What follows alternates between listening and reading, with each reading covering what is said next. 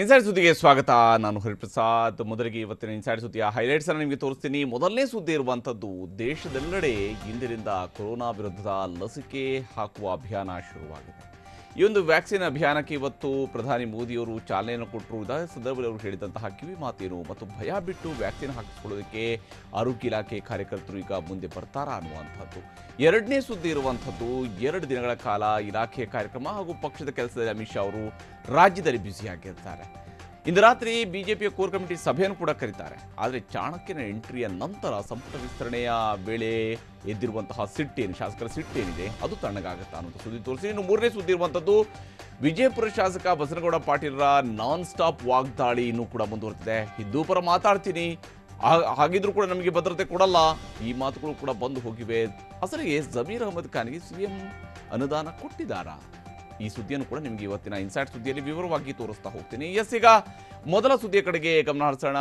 Vaccine ಅಭಿಯಾನ ಬಹಳ ದೊಡ್ಡ ಮಟ್ಟದಲ್ಲಿ ಇಂದು ಯಾಕಂದರೆ ಭಾರತದಲ್ಲಿ ಲಸಿಕೆ ಅಭಿಯಾನ ಅನ್ನುವಂಥದ್ದು ವಿಶ್ವದಲ್ಲೇ ಅತಿ ದೊಡ್ಡ ಲಸಿಕೆ ಅಭಿಯಾನ ಇದು. ದೇಶದ ಉದ್ದಗಲಕ್ಕೂ ಮತ್ತು ರಾಜ್ಯದಲ್ಲಿ ಸುಮಾರು 234 ಲಸಿಕಾ ಕೇಂದ್ರಗಳಲ್ಲಿ ಸುಮಾರು 22,000 ಜನರಿಗೆ ಮೊದಲ ದಿವಸನೇ ಹಾಕೋದು ಅನ್ನುವಂತಹ ತೀರ್ಮಾನ ಆಗಿತ್ತು. ಆದರೆ ಅಷ್ಟು ಮಟ್ಟದಲ್ಲಿ ಜನ ಬಂದಿದ್ದಾರಾ, ಲಸಿಕೆ ಹಾಕಿಸ್ಕೊಂಡಿದ್ದಾರಾ? ಆ ಸುದ್ದಿಯನ್ನು ತೋರಿಸ್ತೀವಿ ನೋಡಿ.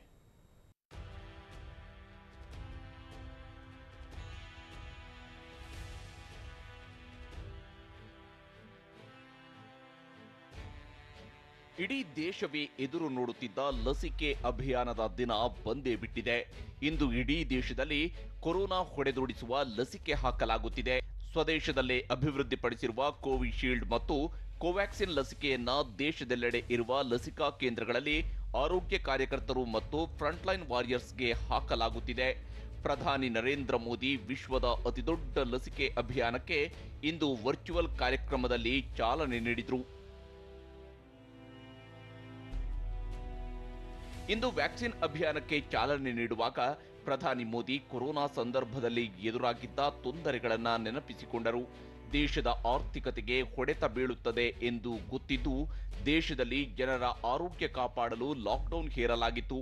ಆ ಸಂದರ್ಭದಲ್ಲಿ ಕೊರೋನಾ ವಾರಿಯರ್ಸ್ ನಡೆಸಿದ ಸೇವೆಯನ್ನ ಮೋದಿ ಕೊಂಡಾಡಿದ್ರು. ಇದೇ ವೇಳೆ ಲಸಿಕೆ ಬಂದಿದೆ ಎಂದು ಜನರು ಮೈಮರೆಯಬಾರದು. ಕೊರೋನಾ ಹರಡುವುದನ್ನು ತಡೆಯಲು ಅವಶ್ಯವಿರುವ ಮಾಸ್ಕ್ ಧರಿಸುವುದು ಮತ್ತು ದೈಹಿಕ ಅಂತರ ಕಾಪಾಡುವುದನ್ನ ಮರೆಯಬಾರದು ಎಂದು ಕಿವಿಮಾತು ಹೇಳಿದರು. जैसा मैंने पहले कहा, मास्क, 2 गज की दूरी और साफ सफाई ये टीके के दौरान भी और बाद में भी जरूरी रहेंगे. टीका लग गया तो उसका अर्थ ये नहीं कि आप कोरोना से बचाव के दूसरे तरीके छोड़ दें. ಇನ್ನು ರಾಜ್ಯದಲ್ಲೂ ಇಂದು ಲಸಿಕೆ ಹಾಕುವ ಪ್ರಕ್ರಿಯೆ ಶುರುವಾಗಿದೆ. ಕೆಸಿ ಜನರಲ್ ಆಸ್ಪತ್ರೆಯಲ್ಲಿ ಮೊದಲ ಲಸಿಕೆಯನ್ನ ಆಸ್ಪತ್ರೆಯ ಕ್ಯಾಂಟೀನ್ನಲ್ಲಿ ಅಡುಗೆ ಮಾಡುವ ಚಂದ್ರಶೇಖರ್ಗೆ ಹಾಕಲಾಗಿತ್ತು. ಧೈರ್ಯದಿಂದಲೇ ಲಸಿಕೆ ಹಾಕಿಸಿಕೊಂಡ ಚಂದ್ರಶೇಖರ್ ಎಲ್ಲರೂ ಆರಾಮಾಗಿ ಲಸಿಕೆ ಹಾಕಿಸಿಕೊಳ್ಳಬಹುದು ಎಂದು ಹೇಳಿದ್ರು. ನಾನು ಇಲ್ಲೇ ಕೆಸಿ ಜನರಲ್ ಹಾಸ್ಪಿಟಲ್ ಅಡುಗೆ ಮಾಡೋರು, ತಗೊಳ್ಳಿ ಅಂತೇಳಿ ಮೆಸೇಜ್ ಬಂತು. ನಮ್ಗೆ ಕೊಟ್ಟಿದ್ದಾರಲ್ಲ ಅದಕ್ಕೆ ಥ್ಯಾಂಕ್ಸ್.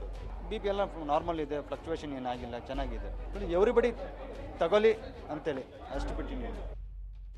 ಇಷ್ಟಕ್ಕೂ ಮೊದಲ ಡೋಸ್ ಪಡೆದ 28 ದಿನಗಳ ನಂತರ ಎರಡನೇ ಡೋಸ್ ಪಡೆಯಬೇಕು. ಎರಡನೇ ಡೋಸ್ ಪಡೆದ 14 ದಿನಗಳ ನಂತರ ದೇಹದಲ್ಲಿ ಕೊರೋನಾ ವೈರಸ್ ಎದುರಿಸುವ ಪ್ರತಿಕಾಯಗಳು ಉತ್ಪನ್ನವಾಗಲಿವೆ. ಅಂದಹಾಗೆ ಇಂದು ರಾಜ್ಯದಲ್ಲಿ 22,256 ಮಂದಿಗೆ ಲಸಿಕೆ ಹಾಕಿಸಲು ತಯಾರಿ ಮಾಡಿಕೊಳ್ಳಲಾಗಿದೆ. ಆದರೆ ಮಧ್ಯಾಹ್ನದವರೆಗೆ ಬಂದಿರುವ ಅಂಕಿ ಅಂಶದ ಪ್ರಕಾರ 234 ಲಸಿಕಾ ಕೇಂದ್ರಗಳಲ್ಲಿ ಕೇವಲ 4,804 ಮಂದಿ ಮಾತ್ರ ವ್ಯಾಕ್ಸಿನ್ ಹಾಕಿಸಿಕೊಂಡಿದ್ದಾರೆ. ಲಸಿಕೆ ಹಾಕಿಸಲು ಮೊದಲ ಹಂತದಲ್ಲಿ ಕೇವಲ ಕೆಳ ಹಂತದ ನೌಕರರನ್ನ ಆಯ್ಕೆ ಮಾಡಿಕೊಳ್ಳಲಾಗಿದೆ. ಇನ್ನೊಂದೆರಡು ದಿನಗಳಲ್ಲಿ ಲಸಿಕೆ ಬಗೆಗಿನ ಅಪನಂಬಿಕೆ ದೂರವಾಗಿ ಜನರು ವ್ಯಾಕ್ಸಿನ್ ಹಾಕಿಸಲು ಮುಂದೆ ಬಂದರೆ ಕೊರೋನಾ ವಿರುದ್ಧದ ನಿರ್ಣಾಯಕ ಸಮರ ಗೆಲ್ಲಲು ಸಾಧ್ಯ. ಶ್ರುತಿ ಜತೆ ಶಿವರಾಜ್ ಕುಮಾರ್, TV9 ಬೆಂಗಳೂರು. ಇವತ್ತಿನಿಂದ 2 ದಿವಸಗಳ ಕಾಲ, ಇಂದು ಮತ್ತು ನಾಳೆ 2 ದಿನ ಅಮಿತ್ ಶಾ ಅವರು ರಾಜ್ಯದಲ್ಲಿರ್ತಾರೆ. ಬಹಳ ಮುಖ್ಯವಾಗಿ ಸಂಪುಟ ವಿಸ್ತರಣೆಯ ನಂತರ ನಡೆದಿರತಕ್ಕಂತಹ ಬೆಳವಣಿಗೆಯನ್ನು ನಾವೆಲ್ಲರೂ ಕೂಡ ನೋಡ್ತಾ ಇದ್ವಿ. ಒಬ್ರು ಹೇಳ್ತಾರೆ CD ಅನ್ನು ಹೇಳ್ತಾರೆ, ಬ್ಲ್ಯಾಕ್ ಮೇಲ್ ಬಗ್ಗೆ ಮಾತಾಡ್ತಾರೆ, 9 ಕೋಟಿ ಬಗ್ಗೆ ಮಾತಾಡ್ತಾರೆ. ಈ ರೀತಿಯಂಥ ಹಲವಾರು ಮಾತು BJPಯ ಶಾಸಕರಿಂದಲೇ ಬರ್ತಾ ಇದೆ. BJPಯ ಸಚಿವರೇ ಒಂದಷ್ಟು ಸ್ಪಷ್ಟನೆಯನ್ನು ಕೊಡ್ತಾ ಇದ್ದಾರೆ. ಈ ಎಲ್ಲ ಮಾತಿಗೆ, ಈ ಎಲ್ಲ ಆಕ್ರೋಶಕ್ಕೆ ಈಗ ಫುಲ್ ಸ್ಟಾಪ್ ಬೀಳುತ್ತಾ? ಯಾಕಂದರೆ ಅಮಿತ್ ಶಾ ಅವರು ಎಂಟ್ರಿ ಕೊಡ್ತಾ ಇದ್ದಂತೆ ಯಾವ ಸ್ವರೂಪದಲ್ಲಿ ಇದನ್ನು ಏನು ತಣಿಸುವಂತಹ ಸಾಧ್ಯತೆ, ಈ ಕೋಪ ತಾಪ ಎಲ್ಲ ತಣ್ಣಗಾಗುವಂತಹ ಸಾಧ್ಯತೆ ಇದೆ ಅನ್ನುವಂತಹ ಸುದ್ದಿಯನ್ನು ತೋರಿಸ್ತೀನಿ ನೋಡಿ.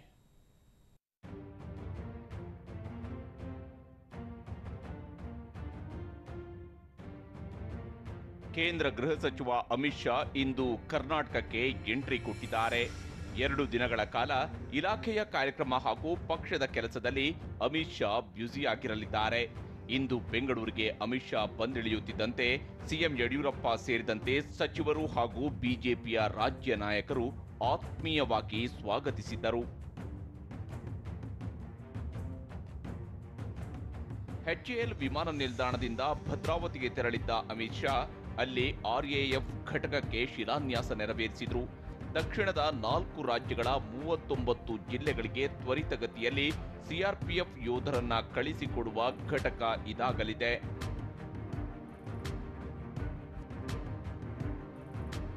ಇದಾದ ನಂತರ ವಾಪಸ್ ಬೆಂಗಳೂರಿಗೆ ಬಂದಿರುವ ಅಮಿತ್ ಶಾ ಇಲ್ಲೂ ಇಲಾಖೆಯ ಕಾರ್ಯಕ್ರಮಗಳಲ್ಲಿ ಭಾಗಿಯಾಗುತ್ತಿದ್ದಾರೆ. HAL ಏರ್ಪೋರ್ಟ್ನಿಂದ ವಿಧಾನಸೌಧದವರೆಗೆ ಶಾ ಬರುವ ದಾರಿಯುದ್ದಕ್ಕೂ ಬಿಜೆಪಿ ಕಾರ್ಯಕರ್ತರು ಅದ್ದೂರಿ ಸ್ವಾಗತ ಕೋರಿದ್ದಾರೆ. ವಿಮಾನ ನಿಲ್ದಾಣದ ಬಳಿ ಸಿಎಂ ಯಡಿಯೂರಪ್ಪ, ಬಿಜೆಪಿ ರಾಜ್ಯ ಉಪಾಧ್ಯಕ್ಷ ವಿಜಯೇಂದ್ರ ಮತ್ತು ಅಮಿತ್ ಶಾ ಫೋಟೋಗಳಿದ್ದ ಪ್ಲಕಾರ್ಡ್ಗಳನ್ನು ಕಾರ್ಯಕರ್ತರು ಹಿಡಿದು ಬಂದಿದ್ದರು. ಆದರೆ ಕಾರ್ಯಕರ್ತರ ಕೈಯಲ್ಲಿದ್ದ ಪ್ಲಕಾರ್ಡ್ಗಳನ್ನು ಪ್ರದರ್ಶಿಸದಂತೆ ಸಚಿವ ಅರವಿಂದ ಲಿಂಬಾವಳಿ ಸೂಚನೆ ನೀಡಿ ಕೇವಲ ಬಿಜೆಪಿಯ ಧ್ವಜವನ್ನ ಮಾತ್ರ ಹಿಡಿಯುವಂತೆ ಸೂಚನೆ ನೀಡಿದ್ದು ವಿಶೇಷವಾಗಿತ್ತು.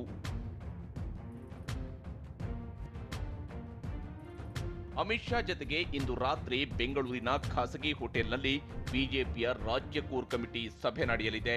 ಸಂಪುಟ ವಿಸ್ತರಣೆ ನಂತರ ಸಿಎಂ ಯಡಿಯೂರಪ್ಪ ಅವರ ಕುರ್ಚಿ ಭದ್ರಪಡಿಸಿರುವ ಬಿಜೆಪಿ ವರಿಷ್ಠರು ಯಾವುದೇ ಬದಲಾವಣೆ ಮಾಡುವುದಿಲ್ಲ ಎಂಬ ಸಂದೇಶ ರವಾನಿಸಿದ್ದಾರೆ. ಇದೇ ಕಾರಣಕ್ಕೆ ಇಂದು ರಾತ್ರಿ ನಡೆಯಲಿರುವ ಕೋರ್ ಕಮಿಟಿ ಸಭೆ ಮಹತ್ವ ಪಡೆದುಕೊಂಡಿದೆ. ಅಮಿತ್ ಶಾ ಬಂದ ನಂತರ ಶಾಸಕರ ಕೋಪ ದೂರವಾಗುತ್ತಾ? ರಾಜ್ಯದ ಬಿಜೆಪಿಯ ಚಟುವಟಿಕೆಗಳ ವಿಚಾರದಲ್ಲಿ ಸಂಪುಟ ವಿಸ್ತರಣೆ ಬಿಟ್ಟರೆ ಉಳಿದಂತೆ ಬಿಜೆಪಿಯ ಚುನಾವಣಾ ಚಾಣಕ್ಯ ಅಮಿತ್ ಶಾ ಅಷ್ಟಾಗಿ ತಲೆ ಕೆಡಿಸಿಕೊಂಡಿರಲಿಲ್ಲ. ಹಾಗಿದ್ದರೂ ಇಲ್ಲಿನ ಪ್ರತಿಯೊಂದು ಬೆಳವಣಿಗೆಯನ್ನು ಅಮಿತ್ ಶಾ ಸೂಕ್ಷ್ಮವಾಗಿ ಗಮನಿಸುತ್ತಲೇ ಬಂದಿದ್ದಾರೆ. ಈಗ ಸಂಪುಟ ವಿಸ್ತರಣೆ ನಂತರ ಶಾಸಕರು ಮತ್ತು ಸಚಿವರು CD ಬ್ಲ್ಯಾಕ್ ಮೇಲ್, 9 ಕೋಟಿ ಹಣ ಬಳಕೆಯ ವಿಚಾರಗಳನ್ನ ಪ್ರಸ್ತಾಪಿಸಿದ್ದಾರೆ. ಸದ್ಯ ಕಮಲಪಾಳ್ಯದಲ್ಲಿ ಶಾಸಕರ ಆಕ್ರೋಶ ತಣ್ಣಗಾಗಿಲ್ಲ. ಆದರೆ ಅಮಿತ್ ಶಾ ಎಂಟ್ರಿಯಾದ ನಂತರ ಈಗ ಶಾಸಕರ ಕೋಪ ತಾಪ ದೂರವಾಗಿ ಸಂಪುಟ ವಿಸ್ತರಣೆ ನಂತರ ಸೃಷ್ಟಿಯಾಗಿರುವ ಸಿಟ್ಟು ದೂರವಾಗುವ ಸಾಧ್ಯತೆ ಹೆಚ್ಚಿದೆ. ಕಿರಣ್ ಹನಿಯಡ್ಕ, TV9 ಬೆಂಗಳೂರು.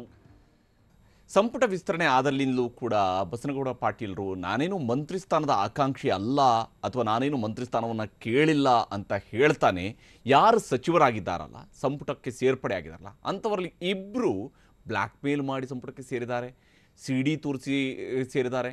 ಈ ರೀತಿಯಾದಂತಹ ಆರೋಪವನ್ನು ಮಾಡ್ಕೊಂಡು ಬಂದಿದ್ದಾರೆ.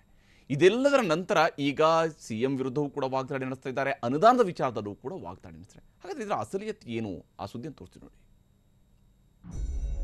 ಕಣ್ಣಿಗೆ ನೋಡಲಾರದ ಸಿಡಿಗಳಿವೆ. ಸಿಡಿ ಅಂತಾರೆ ಅವರು ಬ್ಲಾಸ್ಟ್ ಆಗಿದೆ. ನನ್ನ ಬಳಿ ಸಿಡಿ ಇತ್ತಂದ್ರೆ ನಾವು ಉಪಮುಖ್ಯಮಂತ್ರಿ ಆಗ್ತಿದ್ದೆ, ತೋರಿಸ್ಬಿಡ್ತಿದ್ದೆ. ಯಡಿಯೂರಪ್ಪ ಅವ್ರ ಮನೆಗೆ ಹೋಗಿ ತೋರಿಸಿ ಆಗ್ಯಾರು. ವಿಜಯಪುರ ಶಾಸಕ ಬಸನಗೌಡ ಪಾಟೀಲ್ ಯತ್ನಾಳ್ ಆಕ್ರೋಶ ಇನ್ನೂ ತಣ್ಣಗಾಗಿಲ್ಲ. ಸಂಪುಟ ವಿಸ್ತರಣೆ ಆಗುತ್ತಿದ್ದಂತೆ ಸಿಎಂ ಯಡಿಯೂರಪ್ಪ ವಿರುದ್ಧ ಆಕ್ರೋಶ ಹೊರಹಾಕಿದರು. ಅಲ್ಲದೆ ಇಬ್ಬರು ಶಾಸಕರು CD ಮುಂದಿಟ್ಟು ಬ್ಲ್ಯಾಕ್ ಮೇಲ್ ಮಾಡಿ ಸಚಿವ ಸ್ಥಾನ ಗಿಟ್ಟಿಸಿಕೊಂಡಿದ್ದರು ಎಂದು ಆರೋಪಿಸಿದರು. ಇದರ ನಡುವೆ ಸರ್ಕಾರ ಯತ್ನಾಳ್ಗೆ ನೀಡಿದ್ದ ಭದ್ರತೆಯನ್ನ ವಾಪಸ್ ಪಡೆದಿದೆ. ಇದೇ ಕಾರಣಕ್ಕೆ ಸಿಎಂಗೆ ಪತ್ರ ಬರೆದಿರುವ ಯತ್ನಾಳ್, ಹಿಂದೂ ಪರ ಮಾತಾಡುವ ನಮಗೆ ರಕ್ಷಣೆ ಕೊಡಲ್ಲ, ಆದರೆ ಜಮೀರ್ ಅಹಮದ್ ಖಾನ್ ಕ್ಷೇತ್ರಕ್ಕೆ ಮಾತ್ರ ಹಣ ಕೊಡ್ತಾರೆ ಎಂದು ದೂರಿದರು. ಬಿಜೆಪಿ ಶಾಸಕರು ನಾವು ಕೇಳಿದ್ದು 100 ಕೋಟಿ ಅಷ್ಟೇ, ಜಮೀರ್ ಅಹಮದ್ ಖಾನಿಗೆ 200 ಕೋಟಿ. ಯಾಕಂದ್ರೆ ಅವ್ನು ಹಿಂದೂಗಳನ್ನು ನಾಶ ಮಾಡ್ತೀನಿ ಅಂತೇಳಿ ಸಬ್ಕೋ ಕತಲ್ ಕರೆಂಗೆ ಅಂತ ಹೇಳಿದ್ದ. ಇವತ್ತು ನಾವು ಹಿಂದೂ ಪರವಾಗಿ ಮಾತಾಡೋರು ಸೆಕ್ಯೂರಿಟಿ ವಾಪಸ್ಸು, ಜಮೀರ್ ಅಹಮದ್ ಖಾನ್ ಅವರಿಗೆ 200 ಕೋಟಿ. ಇಷ್ಟಕ್ಕೂ ಜಮೀರ್ ಖಾನ್ ಕ್ಷೇತ್ರಕ್ಕೆ ಯಾವುದೇ ಅನುದಾನ ಬಿಡುಗಡೆ ಮಾಡಿಲ್ಲ ಎಂದು ಸಿಎಂ ನಿನ್ನೆಯೇ ಸ್ಪಷ್ಟನೆ ನೀಡಿದ್ದರು. ಆದರೆ ಸಿಎಂ ಕೊಟ್ಟ ಸ್ಪಷ್ಟನೆಯನ್ನ ಕಿವಿಗೂ ಹಾಕಿಕೊಳ್ಳದ ಯತ್ನಾಳ್ ತಮಗೆ ಬೇಕಾದ್ದನ್ನು ಮಾತ್ರ ಆರಿಸಿಕೊಂಡು ಟೀಕಾಪ್ರಹಾರ ಮುಂದುವರಿಸಿದ್ದಾರೆ. ಇದೇ ಕಾರಣಕ್ಕೆ ಯತ್ನಾಳ್ ಮಾತಿಗೆ ಪ್ರತಿಪಕ್ಷ ನಾಯಕ ಸಿದ್ದರಾಮಯ್ಯ ಕೂಡ ತೀಕ್ಷ್ಣ ತಿರುಗೇಟು ನೀಡಿದ್ದಾರೆ. ಕ್ಷೇತ್ರಕ್ಕೆ ಅನುದಾನ ಕೇಳುವುದು ಶಾಸಕರ ಹಕ್ಕು, ಆದರೆ ಸಿಎಂ ಹಣ ಕೊಟ್ಟಿಲ್ಲ ಎಂದು ವಿಪಕ್ಷ ನಾಯಕ ಹೇಳಿದ್ದಾರೆ. ಜಮೀರು 200 ಕೋಟಿ ಕೊಡಿ ನನ್ನ ಕಾನ್ಸ್ಟಿಟ್ಯೂನ್ಸಿಗೆ ಅಂತ ಚೀಫ್ ಮಿನಿಸ್ಟರ್ ಬರೆದು ಸುಮ್ಮನೆ ರುಜು ಛೋಟ ಸೈನ್ ಹಾಕ್ಬಿಟ್ಟು ಫೈನಾನ್ಸ್ ಸೆಕ್ರೆಟರಿ ಕಳಿಸ್ಬಿಟ್ಟಿದ್ದಾನೆ. ದುಡ್ಡು ಬಿಡುಗಡೆ ಆದದು ಆದೇಶನ ಅದು? ಹಾಂ, ಆದೇಶ ಏನ್ರಿ ಅದು? ಸುಮ್ಮನೆ ಪಾಪ ಯತ್ನಾಳು ಏನೋ ಹೇಳ್ತಾರೆ, ಮಂತ್ರಿ ಕೆಲಸ ಸಿಗದೇ ಇರೋದ್ರಿಂದ ಅವರು ಪಾಪ ಏನೋ ಹೇಳ್ತಾ ಇದ್ದಾರೆ. ಇನ್ನೊಂದೆಡೆ ಬಿಜೆಪಿಯ ನಾಯಕರ ವಿರುದ್ಧವೂ ಯತ್ನಾಳ್ ಹರಿಹಾಯ್ದಿದ್ದಾರೆ. ಸಚಿವ ಸ್ಥಾನ ಸಿಗದೇ ಇರುವುದಕ್ಕೆ ಯತ್ನಾಳ್ ಹತಾಶರಾಗಿದ್ದಾರೆ ಎನ್ನುತ್ತಿರುವ ಈಶ್ವರಪ್ಪ, ಜಗದೀಶ್ ಶೆಟ್ಟರ್ ಅಥವಾ ಸದಾನಂದ ಗೌಡರ ಮನೆಗೆ ಹೋಗಿ ಮಂತ್ರಿಗಿರಿ ಕೊಡುವಂತೆ ಕೇಳಿದ್ದೇನಾ ಎಂದು ಪ್ರಶ್ನಿಸಿದ್ದಾರೆ. ಯಾರು ಈ ಸಚಿವ ಸ್ಥಾನ ಯಾರು ಯಾವ ಜಗದೀಶ್ ಶೆಟ್ಟರ್ ಹೆಂಗೆ ನಾನು ಮುಖ್ಯಮಂತ್ರಿಯಿಂದ ಮಂತ್ರಿ ಆಗೀನಿ, ನನಗೇನು ಅವಶ್ಯ ಇಲ್ರಿ. ನಾನೇನು ಅಷ್ಟು ಕೀಳುಮಟ್ಟ ರಾಜಕಾರಣ ಮಾಡೋವಲ್ಲ. ಶೆಟ್ಟರು ಮುಖ್ಯಮಂತ್ರಿ ಇದ್ದವ್ರು ಮಂತ್ರಿ ಆಗಿಬಿಟ್ರು, ಏನು ಅವಶ್ಯಕತೆ ಇತ್ತು? ಮತ್ತೊಬ್ಬರು ಯುವಕರಿಗೆ ಪ್ರೋತ್ಸಾಹ ಕೊಡ್ಬೋದಾಗಿತ್ತು ಶೆಟ್ಟರ್ ಅವರು. ಸುಮ್ಮನೆ ಏನಾರು ಮಾತಾಡಿದ್ರೆ ನನ್ನ ಬಳಿ ಭಾಳ ಮಂದಿ ಇತಿಹಾಸದ. ಎಲ್ಲಾದರೂ ಈಶ್ವರಪ್ಪನವರು ದಾಖಲೆ ಕೊಡಲಿ, ನಾನು ಮಂತ್ರಿ ಸಲುವಾಗಿ ನಾನು ಮಂತ್ರಿ ಮಾಡಿರುತ್ತೆ ಯಾರ್ದಾರ ಮನೆ ಈಶ್ವರಪ್ಪ ಮನೆಗೆ ಹೋಗಿನಿ, ಜಗದೀಶ್ ಶೆಟ್ಟರ್ ಮನೆಗೆ ಹೋಗಿ, ಏನು ಸದಾನಂದ ಗೌಡ್ರ ಮನೆಗೆ ಹೋಗಿನಿ, ಯಾರ ಮನೆಗೆ ಹೋಗಿನಿ? ಯಾರ ಮನೆಗೂ ಹೋಗಿಲ್ಲ. ನಾನು ಹೋಗೋ ಸ್ವಭಾವದವನು ಅಲ್ಲ. ಒಟ್ಟಲ್ಲಿ ಸಂಪುಟ ವಿಸ್ತರಣೆಗೂ ಮೊದಲು ನಾಯಕತ್ವ ಬದಲಾವಣೆ ಆಗುತ್ತೆ ಎನ್ನುತ್ತಿದ್ದ ಯತ್ನಾಳ್ ಈಗ ಸಿಎಂ ಯಡಿಯೂರಪ್ಪ ಸೇರಿದಂತೆ ಬಿಜೆಪಿ ನಾಯಕರ ವಿರುದ್ಧವೇ ವಾಗ್ದಾಳಿ ನಡೆಸುತ್ತಿದ್ದಾರೆ. ಯತ್ನಾಳ್ ವಿರುದ್ಧ ಕೇಂದ್ರ ಬಿಜೆಪಿ ಶಿಸ್ತು ಸಮಿತಿ ಕ್ರಮ ಕೈಗೊಳ್ಳುತ್ತೆ ಎಂದು ಬಿಜೆಪಿ ರಾಜ್ಯಾಧ್ಯಕ್ಷ ನಳಿನ್ ಕುಮಾರ್ ಕಟೀಲ್ ಹೇಳ್ತಿದ್ದರು. ಬಸನಗೌಡರ ವಾಗ್ದಾಳಿ ಮಾತ್ರ ನಾನ್ ಸ್ಟಾಪ್ ಆಗಿ ಮುಂದುವರೆದಿರುವುದು ವಿಶೇಷ. ವಿಜಯಪುರದಿಂದ ಅಶೋಕ್ ಜತೆ ಪ್ರಮೋದ್, TV9 ಬೆಂಗಳೂರು. ಇದು ಇವತ್ತಿನ ಇನ್ಸೈಡ್ ಸುದ್ದಿ. ನಿರಂತರ ಸುದ್ದಿಯಾಗಿ ನೋಡ್ತಾ ಇರಿ TV9.